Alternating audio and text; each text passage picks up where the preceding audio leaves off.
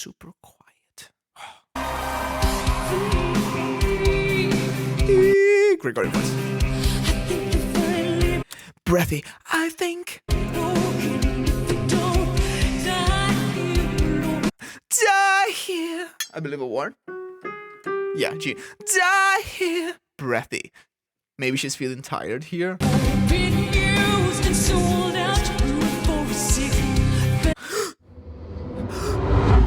Some people think and some people say that, oh, you should not study vocal technique, you should not learn how to sing, because if you learn how to sing correctly, you will lose all of the emotion in your singing.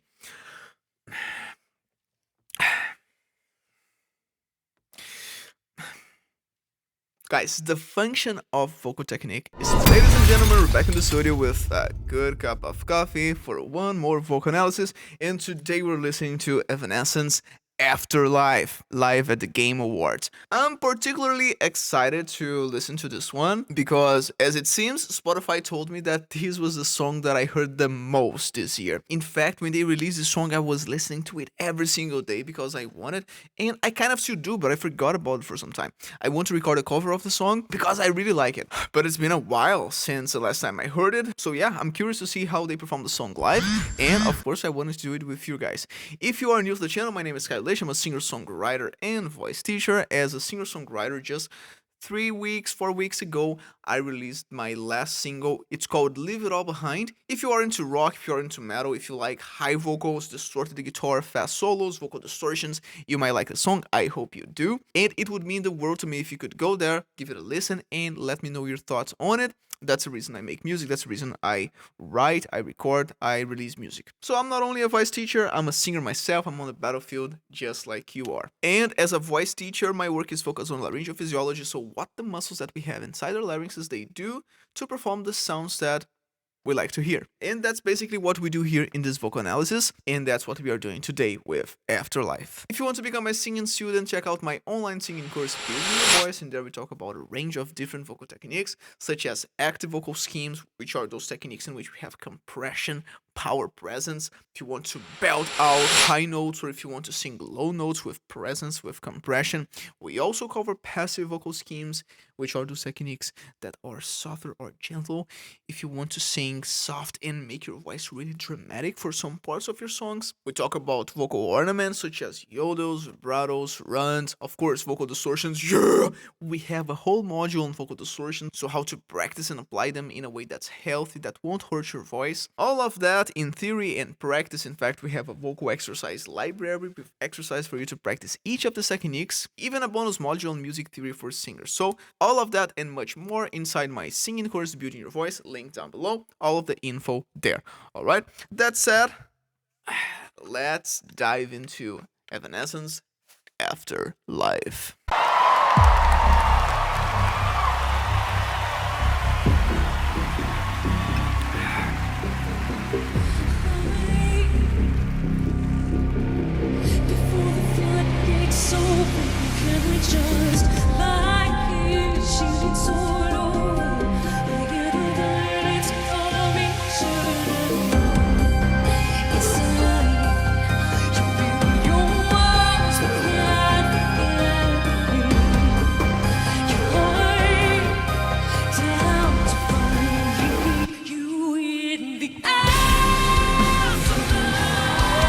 Okay, amazing. So let's go back here to the beginning.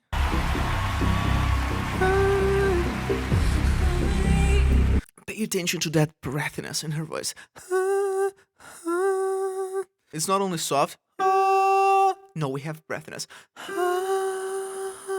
This is a vocal scheme that inside vocal anthropophysiology, which is a theoretical framework for my work as a voice teacher, we call that a breathy voice. I don't think I need to explain why we call it breathy voice, but basically inside our larynxes we have a pair of muscles, the posterior cricoarytenoid muscles, and the responsibility of these muscles is precisely to open the vocal folds. And when do they do that? When we are breathing, when we are singing or speaking with a breathy sound, because now we have those muscles opening the vocal folds to allow that has that leak of air to happen. And when we are using and applying some vocal distortions like this, in which we also have breathiness. Okay, and the case here was precisely the breathy voice. We have the vocal folds in passive tension. That means that we don't have as much compression. Everything is super soft. The vocalis muscles are more relaxed, and on top of that, we have the posterior cricoid muscles allowing that small opening as well, so that we have that breathiness in the sound. Before the floodgates open, can we just lie here, shooting sword over, together that it's but sometimes we don't have that breathiness. And when we don't have that breathiness, but the sound is still soft, that's a technique that we call Gregorian voice. It's still a passive vocal scheme. We still don't have as much compression. It's not it's but we don't have that breathiness happening there. So she's switching back and forth between the two of them. Gregorian voice.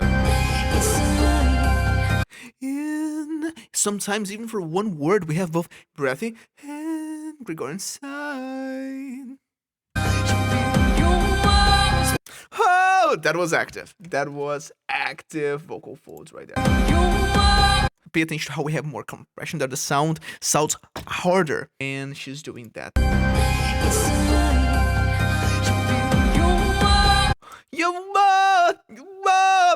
Also, something that I really appreciate here, the microphone is close, so she's controlling the volume at the source level instead of singing super loud and just like pulling the microphone away.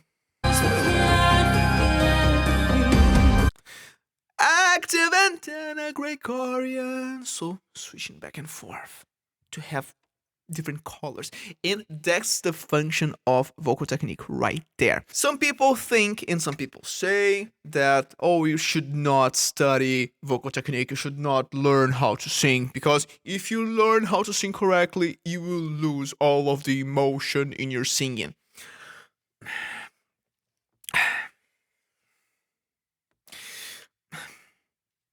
Guys, the function of vocal technique is precisely to make your voice expressive. That's the function of vocal technique. So you have a text, you have lyrics, you have words, you are telling a story or you're having a conversation through those lyrics, and you need to convey emotion as you do that. And how can you do that? Through the sounds that you're making. Sometimes you are singing something and you need to express something, and because of that, you apply some vocal distortions. But sometimes you want to express something else and you go for a different sound. Sometimes you're even somehow desperate and you feel like your voice will break sometimes.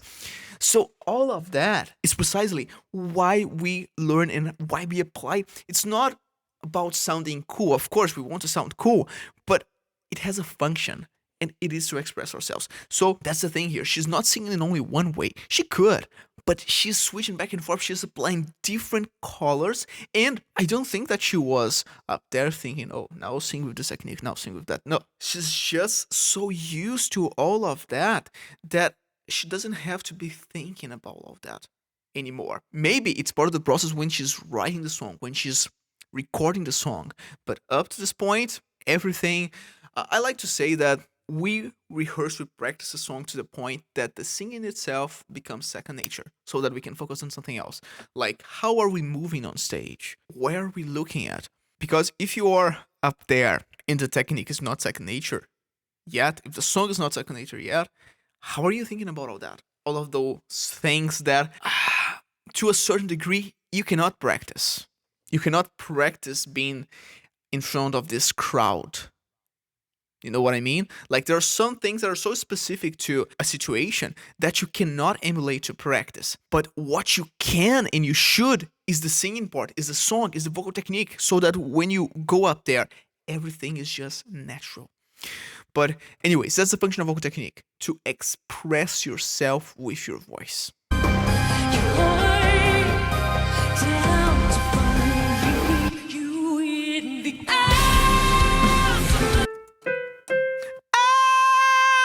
active vocal folds right there.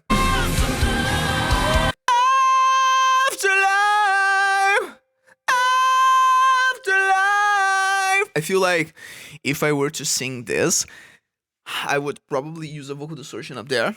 This is a high C, by the way. I would do something in the direction of Afterlife, even with another yodel, maybe. Afterlife, something like that.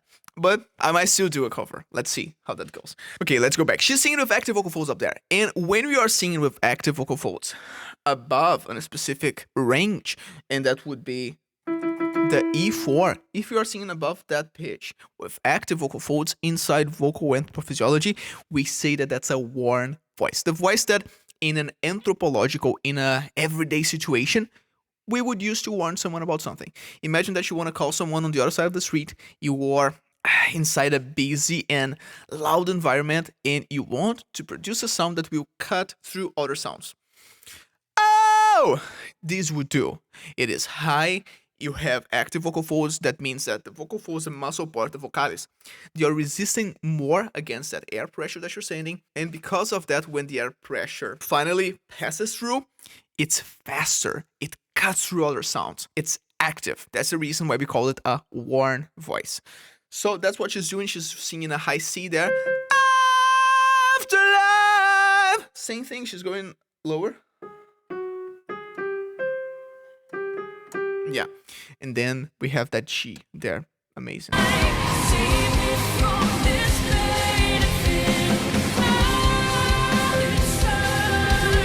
Same idea.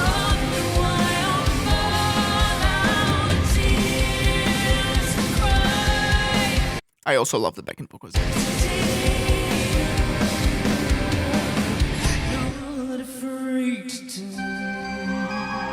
Ooh.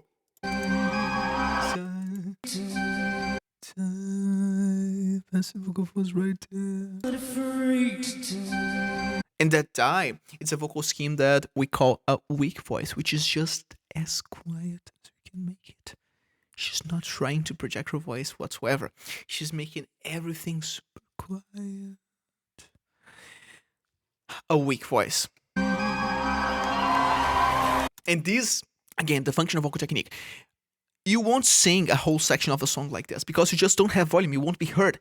But when you finally do it, which is just every now and ever, do something like this. It's so dramatic because she was singing so loud, not afraid to die, and then super quiet. Gregorian voice. Breathy. I think. Die here. I believe a word. Yeah, G. Die here. Breathy. Switching back and forth. Die here.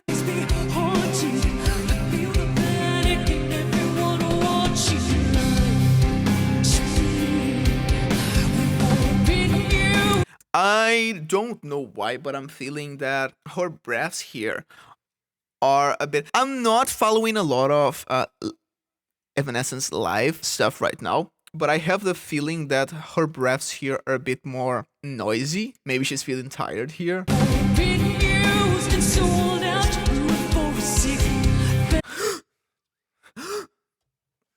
Here.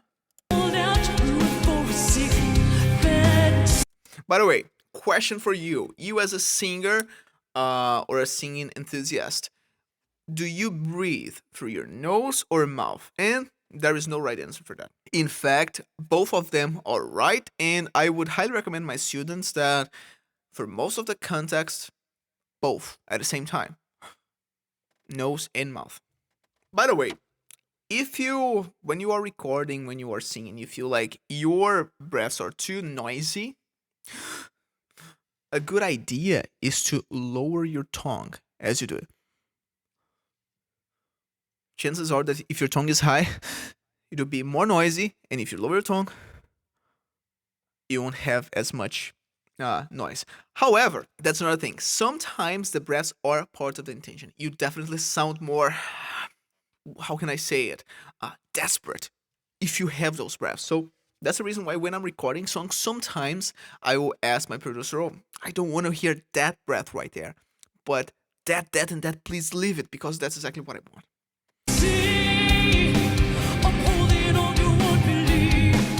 Okay, here, the sound was super dark. She was opening the back of her mouth. Not believe.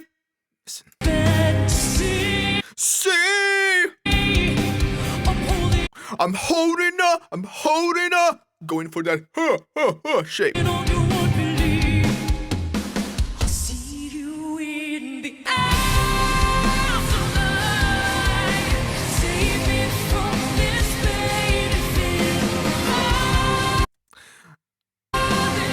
Okay, yeah.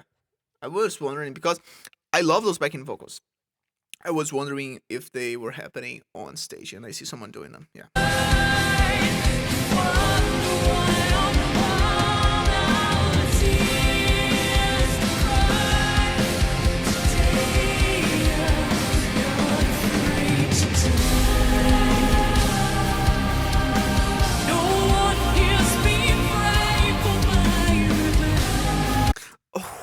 That transition there was amazing.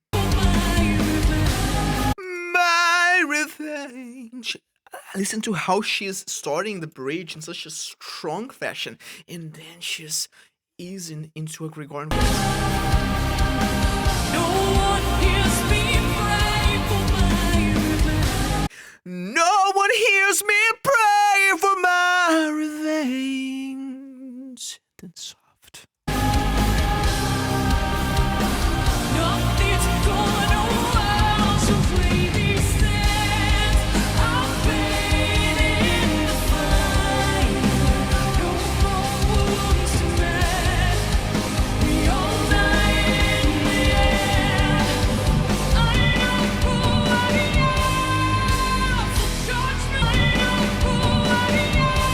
So I have the impression here that I believe that she started with a bit more volume than she was used to, and I would say what it would be ideal as well, because when she's making the sounds darker, I don't remember that being in the recording. And it might be a reaction to just you're sending more air, you're sending more air, you're sending more air. And to protect your larynx, because you are sending that air. If the spaces are narrowed, part of that air, okay, will come out as voice, but part of that air will not be able to leave your body. And part of that air that's not leaving your body will just return to your larynx. We call that a rebound effect. And then your larynx is facing not only that pressure, that subeglottic pressure that you're sending from your lungs, but also pressure that's returning because it's not able to come out. And that's really tiring. And what's a way to minimize that as you go? To open up space so that you reduce the supraglottic pressure. And because I don't remember those dark sounds in the original recording, I believe that this is part of the reason. She was applying a bit more pressure than necessary, maybe because she wasn't hearing herself well, and then to counterbalance that, she was opening more space. But it goes to show how skilled of a singer she is, because that's just another function of vocal technique. Whenever something not ideal happens, you still know what to do. And listen to that high C. She's still doing amazing.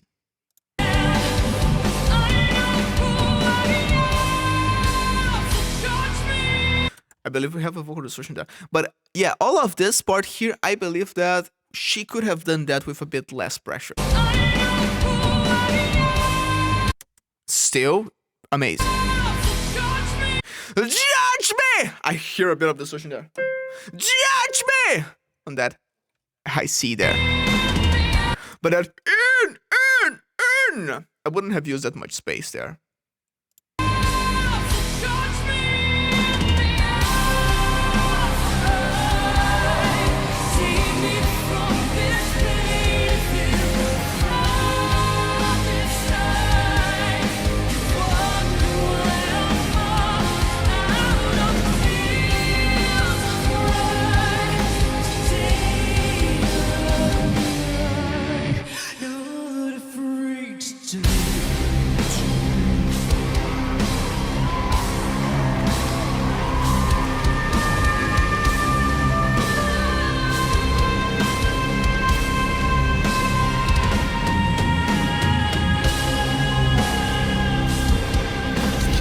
download there as well.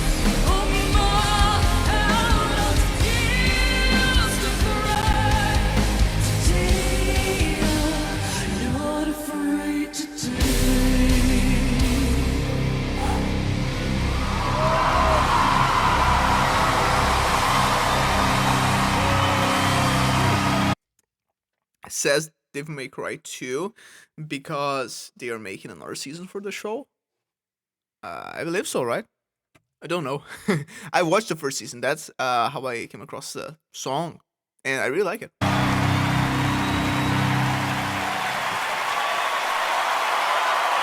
Amazing! Yeah!